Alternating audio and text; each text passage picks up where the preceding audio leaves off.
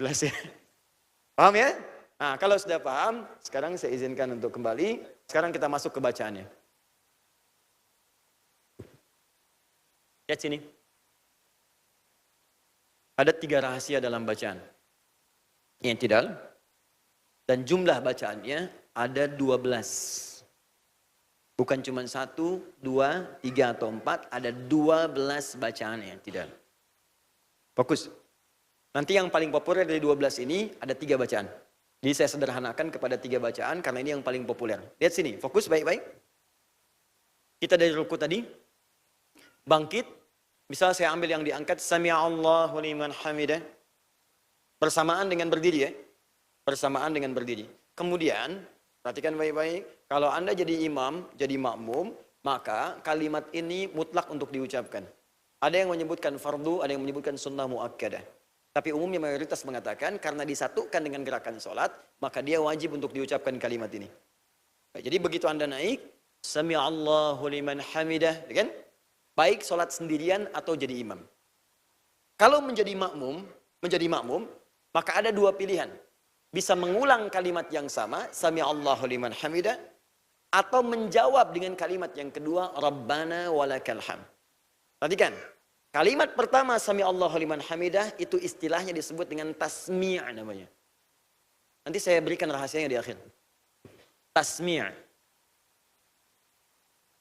Tasmi'.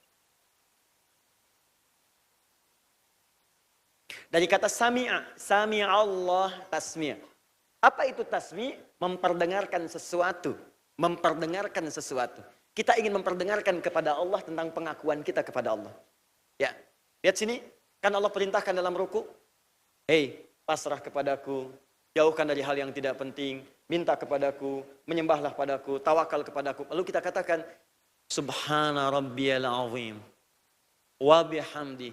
Ya Allah, engkau perintahkan saya ruku. Dan saya katakan subhana rabbiyal azim. Ya Allah, mulai hari ini saya akan tunduk kepadamu yang agung hanya engkau saja. Saya tidak akan persekutukan engkau dengan apapun. Maka Anda kemudian bangkit. Saat kata Allah bangkit, Anda katakan, Sami Allah. Allah, engkau pasti mendengar apa yang tadi telah saya sampaikan. Jelas? Itu yang disebut dengan tasmi'. Jadi kenapa bacaan Anda saat bangkit dari ruku beda dengan ketika ruku?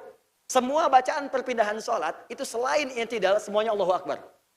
Silakan cek. Mau ruku, Allahu Akbar. Mau sujud, Allahu Akbar. Bangkit dari sujud, Allahu Akbar. Bangkit dari tahiyat, Allahu Akbar. Cuma bangkit dari ruku, Sami Allahu liman hamidah. Cuma itu. Apa rahasianya? Apa maknanya? Karena ketika Anda diperintahkan ruku, tadi Anda diperintahkan ruku kamu sekarang. Ya tawakal kepadaku, ya Allah saya katakan, engkau yang paling agung. Tidak ada yang agung selain engkau. Mulai hari ini saya akan patuh kepadamu. Engkau pasti dengar apa yang saya sampaikan. Maka ketika Anda bangkit, Anda katakan, Sami Allah. Ya Allah, engkau pasti mendengar apa yang tadi saya sampaikan. Dan ketika saya memujimu, Subhana rabbiyal azim wa bihamdi. Hamdi, kalimat pujian. Bahasa singkatnya disebut dengan tahmid namanya. Tasmi' dan tahmid. Tahmid. Makanya Anda katakan, engkau pasti mendengar ya Allah, barusan aku mengakui engkau yang paling agung dan aku memujimu. Kalimat pujian itu dimunculkan kembali, Sami Allahu liman hamidah. Allah pasti mendengar pada orang yang tawakal tadi, plus ketika aku memujinya. Maka makmum mengatakan, Rabbana walakal hamd. Ya Allah, aku tegaskan lagi, engkaulah yang punya segala pujian dalam kehidupan. Di kalimat Rabbana walakal hamd, itu boleh diucapkan oleh makmum tanpa mengucapkan Sami Allahu liman hamidah. Jadi kalau imamnya Sami Allahu liman hamidah tasbih, dijawab oleh makmum, ya Allah, kami pun mengakui engkau, kami tetapkan yang paling layak mendapatkan pujian. Rabbana walakal hamd. Jelas sampai sini? Kalau Anda sholat sendirian, Anda boleh cukupkan pada kalimat Sami Allahu liman hamidah, walaupun tanpa mengucapkan Rabbana walakal hamd. Tapi kalau ingin sempurna, ucapkan kalimat Rabbana walakal hamd sebagai pengakuan dari kita dan penegasan pujian kita kepada Allah Subhanahu wa taala. Paham? Hanya ini belum selesai sampai di sini kisahnya. Banyak orang yang ketika mengucapkan ini langsung sujud. Sholatnya betul, sah. Saya ulang. Sholatnya betul, sholatnya sah. Cuman sayang, dia tidak memanfaatkan momentum yang Allah janjikan untuk mengabulkan apa yang ia akan mintakan walaupun sepenuh langit dan bumi. Nih, perhatikan sini. Izin mas, boleh siapa saja maju ke depan. Boleh siapa saja. Siapa saja boleh. Saya pegang botol minuman, saya berikan pada Mas Tude. Apa tadi yang diucapkan? Terima kasih. Terima kasih ya. Ketika diucapkan terima kasih, kita jawab apa? Sama-sama. Bisa demikian kan? Itu manusia. Begitu diminta, terima, kasih. Terima, kasih. Kalau sudah terima, kasih.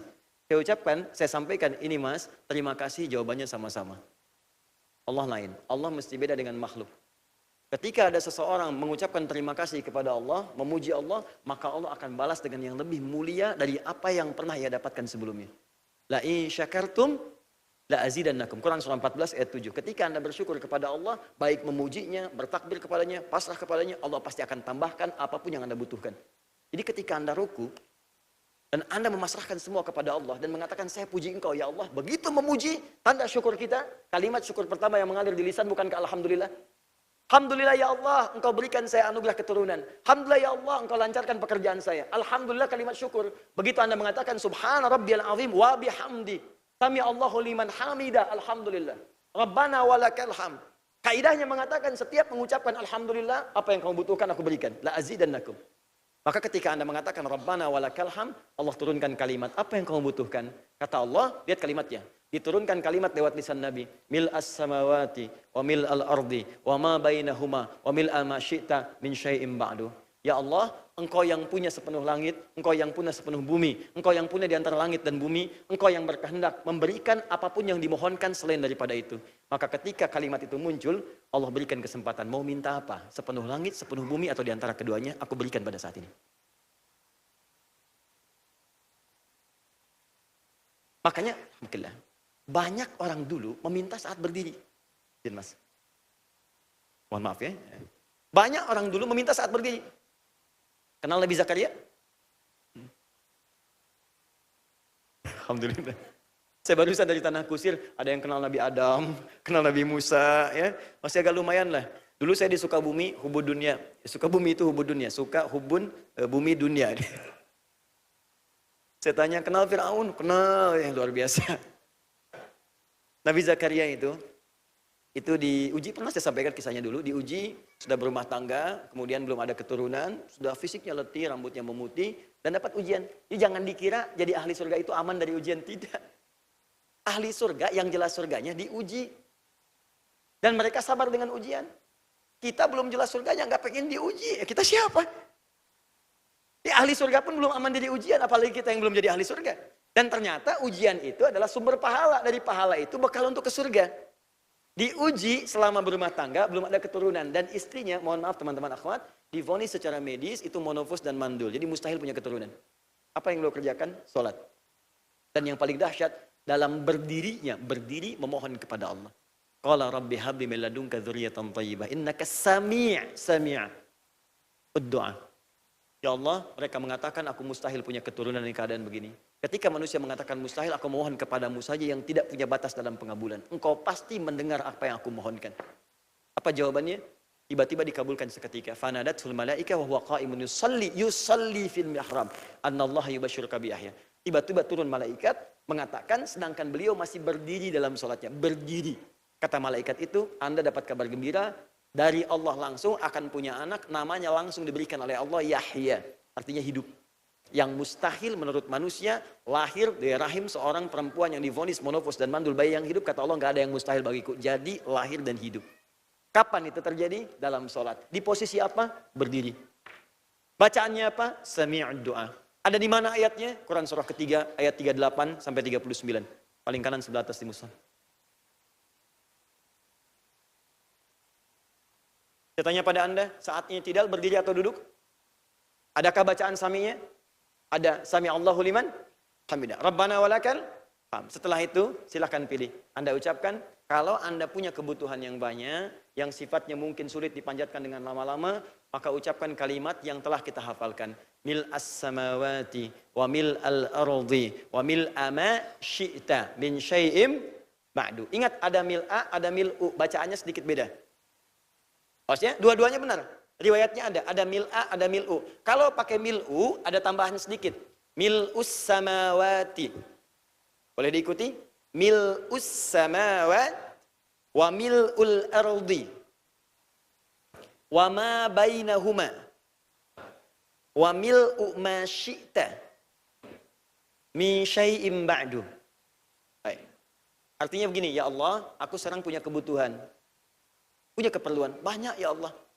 Dijawab oleh Allah, sebanyak apa? Sepenuh langit, sepenuh bumi, di antara langit dan bumi, atau selain itu? Sepanjang kamu mohonkan padaku, aku akan kabulkan. Kalau pakai mil'a, dibuang sebagian. Mil'as samawati wa mil'al ardi wa mil'a ma syi'ta min syai'im ba'du. Ya Allah, engkau yang penuhi langit, engkau yang penuhi bumi. Engkau pula yang penuhi apa yang engkau kehendaki selain daripada itu. Aku nggak minta banyak ya Allah, sepenuh langit, sepenuh bumi. Aku nggak minta banyak ya Allah, aku hanya mohon ya Allah. Berikan kelancaran pada pendidikan anakku. Aku hanya mohon ya Allah, jadikan anakku penghafal Quran yang bisa memberikan mahkota di kemudian hari. Aku hanya mohon ya Allah, lancarkan pekerjaan suamiku. Aku hanya mohon ya Allah, damaikan kehidupan di rumah tangga kami. Minta itu.